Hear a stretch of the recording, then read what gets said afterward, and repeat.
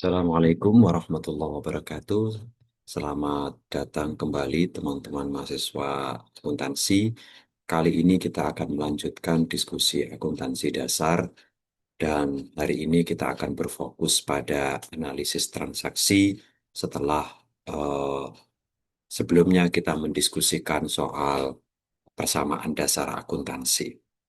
Oke, sebelumnya kita sudah membicarakan mengenai persamaan dasar akuntansi yang merupakan logika dasar sebuah bisnis bahwa aset perusahaan itu berasal dari utang dan modal sendiri.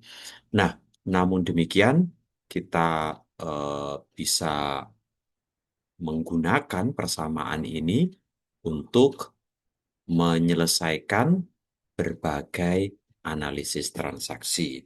Aset memiliki banyak sekali anggota, bisa kas, persediaan, dan seterusnya. Demikian juga dengan utang, ada utang dagang, utang yang mengandung kontrak, notes payable, dan sebagainya. Lalu modal pemilik. Sebelumnya juga kita sudah berlatih mengenai bagaimana eh,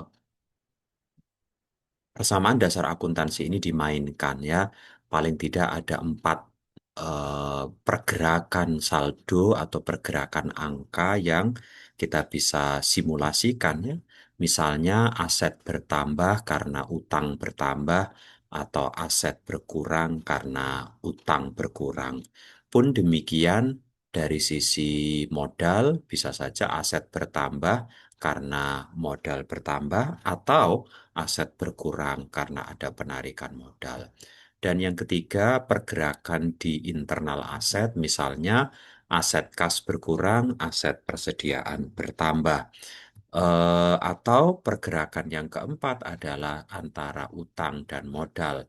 Sebagai contoh, perusahaan membayar utang pekerjaan kepada pelanggan. Perusahaan membayar utang pekerjaan dengan cara menyelesaikan tugas pekerjaannya, maka utang berkurang, di sisi lain modal bertambah. Jadi situasinya bisa empat alternatif ini. Dan sebelumnya kita juga sudah berlatih di kelas maupun secara mandiri bagaimana kita menggunakan persamaan dasar akuntansi untuk menyelesaikan analisis transaksi. Pada kesempatan kali ini kita akan berusaha belajar untuk melakukan perekaman atau pencatatan akuntansi setelah sebelumnya kita melakukan analisis. Untuk melakukan pencatatan atau perekaman akuntansi atau mungkin bahasa lebih umumnya adalah penjurnalan akuntansi, kita melihat bagaimana siklusnya ya. Jadi nanti kita akan belajar bagaimana cara membuat jurnal. Jurnal adalah catatan harian atau buku harian atau rekaman transaksi sehari-hari yang terjadi di dalam perusahaan. Kita menyebutnya dengan jurnal. Kemudian jurnal yang sudah direkam, yang sudah dicatat itu dikumpulkan transaksi-transaksi serupa, lalu dimasukkan ke dalam buku besar atau bahasa Inggrisnya ledger. Di sini transaksi-transaksi kas dikumpulkan sesama kas, kas bertambah, kas berkurang, dikumpulkan dalam satu record, dalam satu rekaman, dalam satu catatan kita sebut dengan buku besar. Transaksi terkait piutang misalnya, piutang bertambah, piutang berkurang, dikumpulkan dalam satu catatan dan catatan itu kita beri nama buku besar atau ledger. Semua akun yang kita gunakan di dalam akuntansi memiliki ledger atau buku besar masing-masing. Kemudian saldo atau sisa nilai dari masing-masing ledger itu dirangkum di dalam neraca saldo atau daftar saldo sementara. Oke, nanti satu persatu kita akan menyelesaikan siklus pencatatan yang bisa dilihat di sini. Baik, perlu kita ketahui rumus dasar atau logika dasar bagaimana pencatatan harus kita lakukan. Dan semuanya berawal atau bersumber pada persamaan dasar akuntansi. Seperti Anda lihat, persamaan dasar akuntansi aset sama dengan utang ditambah modal fokus bahwa aset ada di sisi kiri tanda sama dengan, sedangkan utang dan modal berada di sisi kanan tanda sama dengan. Sekali lagi, aset berada di kiri, utang dan modal berada di kanan tanda sama dengan. Tanda sama dengan merupakan titik tengah yang akan menjadi fokus kita. Jadi, perhatikan sisi kiri dan di sisi kanan. Kemudian teman-teman, untuk masing-masing akun, untuk masing-masing kelompok aset, utang, dan modal, saya membuatkan satu rangkuman catatan yang berbentuk sangat sederhana, dua kolom saja seperti huruf T, maka bentuk ini kerap disebut dengan akun T atau T account. Satu media untuk merekam penambahan dan pengurangan yang terjadi pada aset maupun utang maupun modal. Jadi masing-masing saya siapkan satu akun T. Akun T berfungsi untuk mencatat atau merekam penambahan dan pengurangan yang terjadi pada masing-masing akun. Oke, lalu perhatikan bahwa sekali lagi aset berada di sebelah kiri, utang dan modal berada di sebelah kanan. Nah, saudara sekalian, untuk penambahan aset, karena aset berada di sebelah kiri, penambahan aset, setiap penambahan aset, maka tulisan atau saldo yang bertambah itu letakkan di sebelah kiri. Karena aset berada di sebelah kiri tanda sama dengan. Demikian pula pengurangannya tentu sebaliknya ada di sebelah kanan. Utang dan modal bagaimana? Utang dan modal berada di sebelah kanan tanda sama dengan, maka setiap penambahannya, setiap penambahannya letakkan di kanan. Oke, demikian sebaliknya, kalau berkurang berarti di sebelah kiri. Oke. Modal bagaimana? Sama, modal berada di sebelah kanan tanda sama dengan. Maka penambahan modal letakkan di kanan dan pengurangan modal berada di sebelah kiri.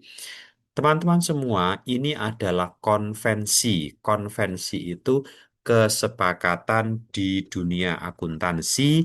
Kita bersepakat seluruh dunia menggunakan aturan yang sama di Indonesia, di Amerika, di Eropa, di Afrika, semua negara yang mempraktekkan akuntansi menggunakan aturan yang sama. Maka kita sebut dengan konvensi, yaitu tadi penambahan aset letakkan di sebelah kiri. Karena aset berada di sebelah kiri, tanda sama dengan penambahan utang dan modal letakkan di sebelah kanan, karena utang dan modal berada di sebelah kanan, tanda sama dengan. Kelak kemudian, sebelah kiri ini, kolom sebelah kiri ini kita beri nama debit. Sedangkan kolom sebelah kanan kita beri nama kredit. Sekali lagi, kiri disebut debit, kanan disebut kredit. Kiri disebut debit, kanan disebut dengan kredit. Sehingga debit itu berarti kiri, bukan berarti kenaikan atau penambahan. Kredit itu berarti kanan, bukan berarti pengurangan. Mohon diingat baik-baik ya. Jadi debit dan kredit hanya bermakna kiri dan kanan. Oke. Lalu kita masih punya dua akun yang lain, yaitu pendapatan dan beban. Seperti kita sudah diskusikan pada pertemuan sebelumnya, bahwa pendapatan itu menambah modal.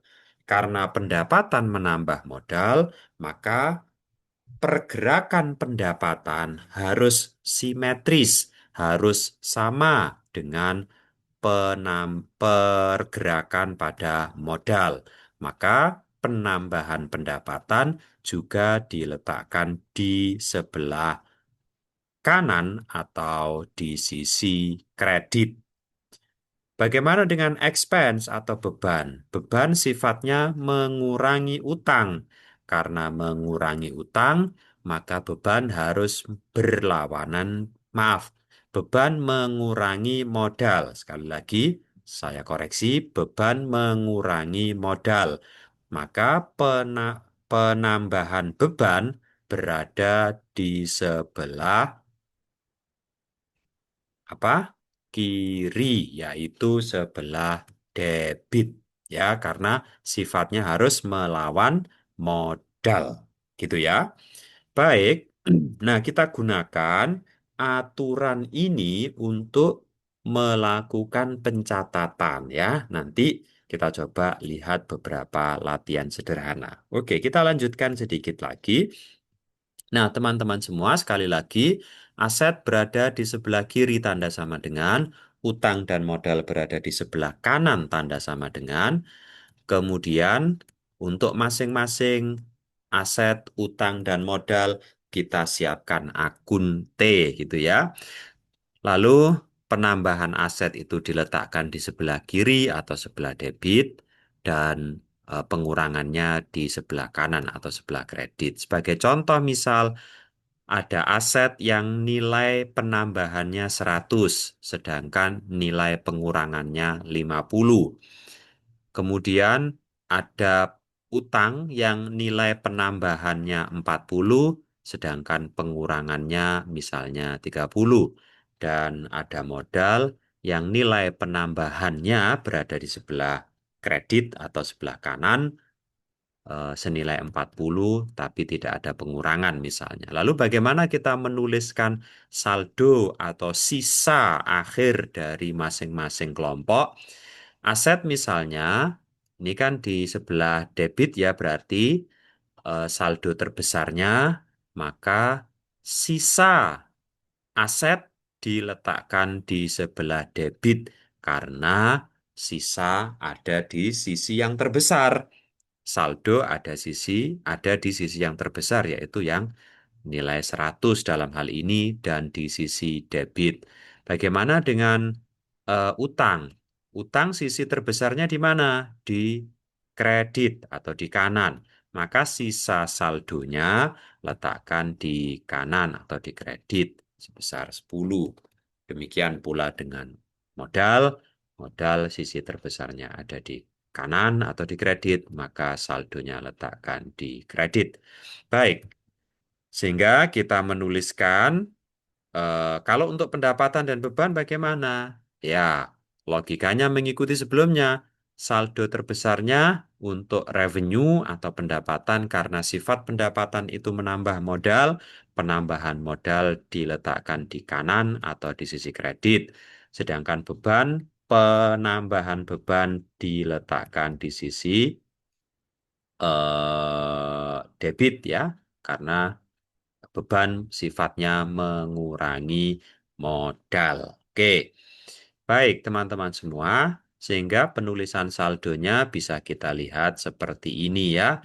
Saldo kas 50 di sisi debit, saldo utang 10 di sisi kredit atau di sisi kanan, saldo modal ada di sisi kredit di sisi kanan. Nah, kalau Anda lihat di sini, ini ada eh, yang baru, yaitu drawings. Drawings itu adalah penarikan modal. Sekali lagi, drawings adalah satu akun khusus untuk mencatat atau satu akun khusus untuk merekam penarikan modal. Setoran modal dicatat di kapital. Ya, ini di sini setoran modal nih teman-teman. Setoran modal. Ini ada di sini. Tapi kalau penarikan modal dibuatkan akun khusus teman-teman. Nah, ini penarikan. Biar kita bisa memonitor seberapa banyak penarikan modal yang dilakukan oleh investor atau oleh pemilik. Maka kita buatkan media pencatatan khusus untuk penarikan modal. Nah, namanya saja penarikan modal, sifatnya mengurangi modal. Mengurangi modal diletakkan di sisi mana tadi? Yaitu di sisi kiri atau di sisi debit gitu ya. Sama dengan beban ini. Nah, beban itu sifatnya mengurangi modal, maka penambahan beban diletakkan di sisi kiri atau di sisi debit gitu ya. Oke, sedangkan untuk pendapatan, pendapatan itu menambah modal, maka penambahan pendapatan harus sama dengan penambahan modal, yaitu diletakkan di sisi kanan. Jadi ini semua hanya perkara kiri dan kanan, teman-teman ya. Sangat mudah diingat, aset bertambah letakkan di kiri atau di debit karena aset berada di sebelah kiri tanda sama dengan.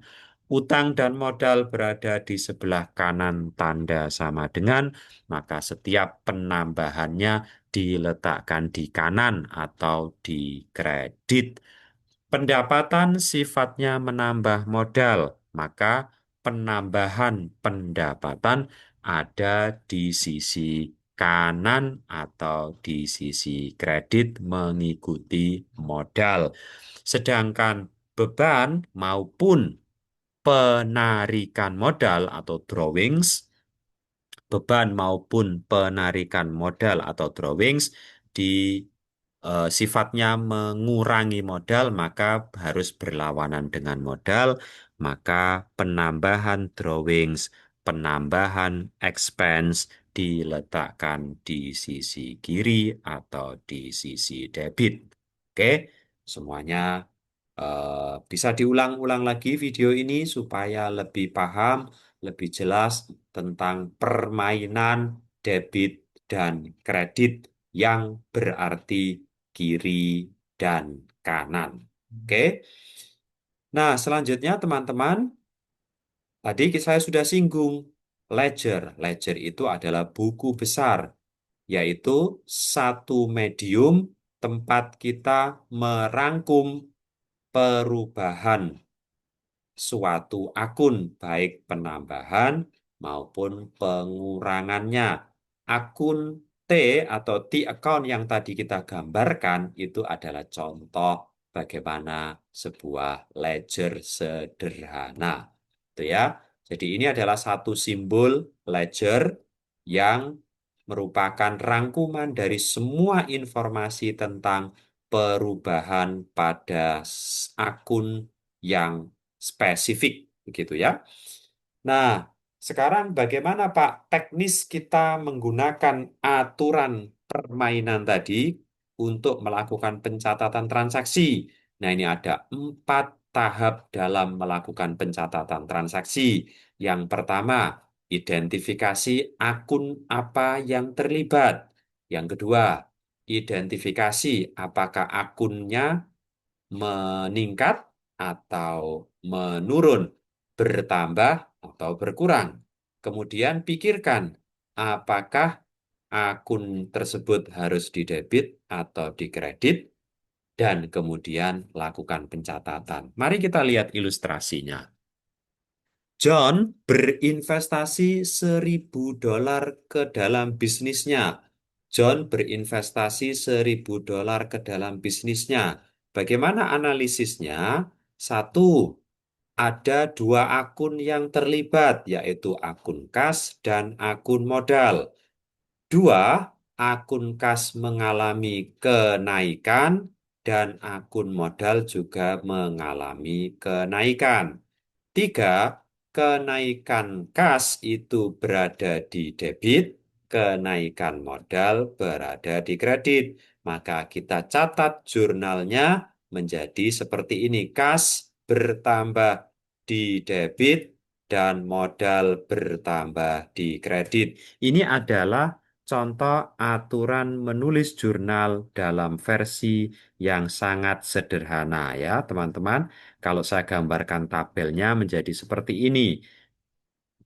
Kolom pertama ini adalah kolom akun ya. Kolom kedua ini adalah kolom debit dan kolom ketiga adalah kolom kredit. Oke. Untuk akun yang dikredit, aturannya dibuat lebih menjorok ke kanan ya, lebih menjorok ke kanan. Sekali lagi, ini hanya kebiasaan di dalam akuntansi. Oke, 4 tahap dalam merekam transaksi. Sekali lagi kita coba lihat, John berinvestasi $1.000 ke dalam bisnis. Ada 2 akun terlibat, yaitu akun kas dan akun modal. Kasnya meningkat, modalnya juga meningkat. Kas meningkat letakkan di debit, modal meningkat letakkan di kredit. Kita catat di dalam jurnal akuntansi seperti bisa dilihat bahwa kas di debit sebesar 1.000, oke, ini, dan modal bertambah di kredit sebesar 1.000. Oke, semoga cukup jelas teman-teman ya. Baik, mari setelah ini kita berlatih sesuai dengan kertas kerja yang Anda sudah diminta untuk mengerjakan. Oke, terima kasih dan sampai ketemu lagi dan semoga Anda sukses berlatih, belajar, terus jangan bosan. Kalau ada kesulitan, segera bertanya kepada dosen Anda. Oke, terima kasih dan sukses.